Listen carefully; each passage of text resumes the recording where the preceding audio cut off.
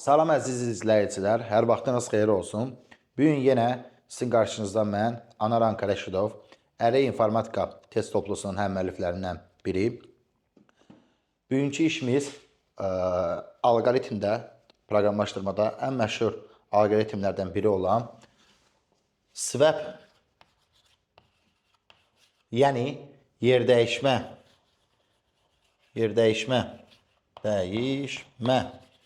alqoritmlərinin növlərindən birini izah edəcəyik. Bunun üçün bizim yenə yumurtamız, yenə almamız və kasa əvəzinə artıq plastik qablarımız var. Bunlar bu alqoritmin daha aydın şəkildə sizə aydın olması üçündür. Deməli, swap alqoritmi, yerdəyişmə alqoritmi deyəndə nə nəzərdə tutulur?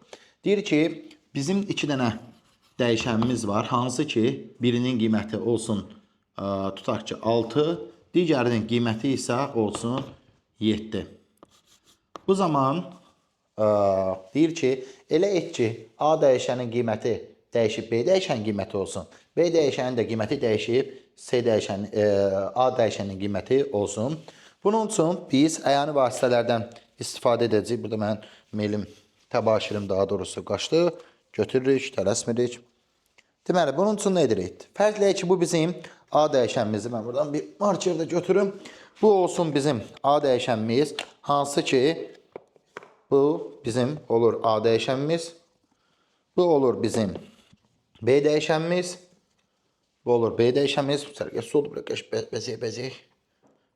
Bu olur bizə B dəyişəni. Və fərz eləyək ki, indi fərz eləmirik, daha doğrusu əyani şəkildə görürük ki, A dəyişəninin içində bir yumurta, B dəyişəninin içində isə, yəni daxilində saxladığı dəyər isə olsun bir alma.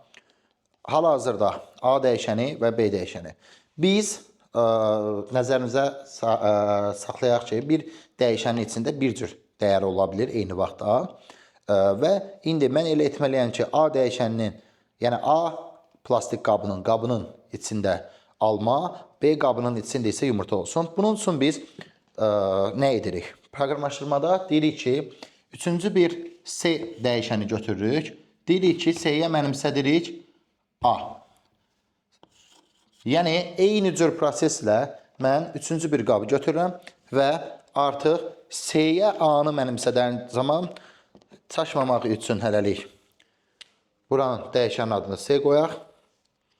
C-yə A-nı mənimsədən zaman A bir növ C-nin içinə öz dəyərinin kopyasını göndərmiş olur. Əslində, bu halda belə bir hal baş verir.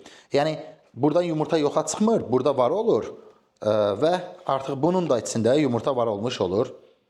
Artıq bu deməkdir ki, biz C dəyişənində A dəyişəninin dəyərinin kopyasını saxladıq, qoyuruq yerinə qarışdırmamaq üçün.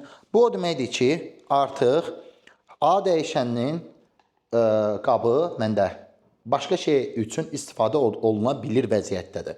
Buna görə biz bu zaman artıq A dəyişəninə, çünki artıq A bizdə boş sayılır, yəni içinə nəsə qoyula bilir vəziyyətdədir. B dəyişəninin dəyərini köçürtmüş oluruq. Ona görə hal-hazırda B dəyişənini bu almaya toxunmadan qoyuruq bura.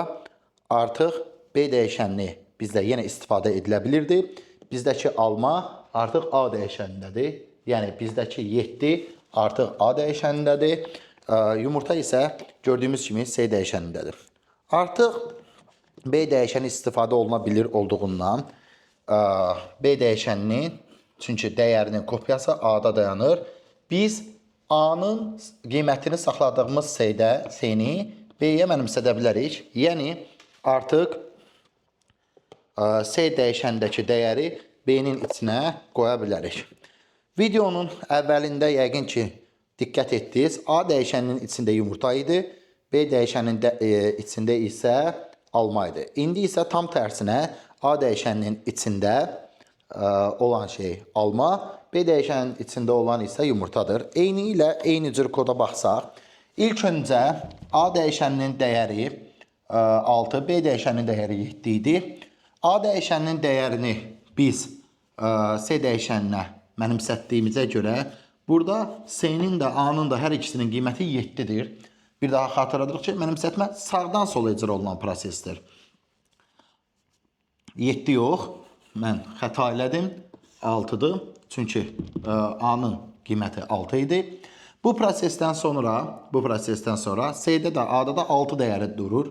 B dəyişənin dəyəri 7 olduğundan artıq bu prosesdən sonra, yəni B-ni A-ya mənimsədəndən sonra həm A-nın, həm B-nin qiyməti 7-dir.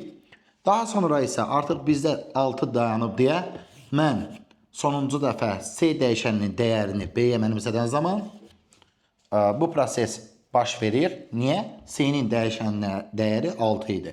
Və bu prosesdən sonra B-nin bizdə yekun qiyməti 6, A-nın yekun qiyməti isə 7 olmuş oldu. Tam tərsi gördük. Bunu bir qədər kənar hissədə fərqli göstərsək, A-nın içində bizdə olsun 6, hansı ki ilkin qiyməti 6, B-nin də içində hələlik buna 6 yazıram, buna 7 yazıram. Biz nə etdik? Üçüncü bir qab götürdük. Bir növ fərzləyək ki, A qabının içində 6 yox, bu səfər yumurta və alma nümunəsini kənara qoyub su desək, B-nin içində isə süd desək, sualı belə qoysaq ki, A qabının içində olan suyu, B qabının içində olan südün yerini dəyişdirmək üçün nə etməliyik? Yəni, qarışmadan bunlar. Onun üçün biz üçüncü qab götürdük, hansı ki C və A dəyişənin içində olanı birinci proses olaraq C qabına mənimsətdik, yəni əlavə elədik, tökdük. Artıq A istifadə oluna bilirdi. İkinci olaraq B dəyişəninin dəyərini A-ya tökdük, çünki artıq A istifadə oluna bilirdi. İkinci. Üçüncü olaraq isə son proses olaraq C dəyişəninin dəyərini B-yə köçürdük. Ümidvaram ki, bu video sizə proqramlaşdırmanın ilkin təməllərini anlamaq üçün, fərqli baxış açısı formalaşdırmaq üçün ilkin sizə bacarıqları kömək eləməyə, formalaşdırmağa daha doğrusu kömək edəcək. Bu cür videoların ardı üçün kanalımıza abunə olmağı, bildirişləri açıq qoymağı və videonu bəyənməyi unutmayın. Növbəti videoda görüşənədək.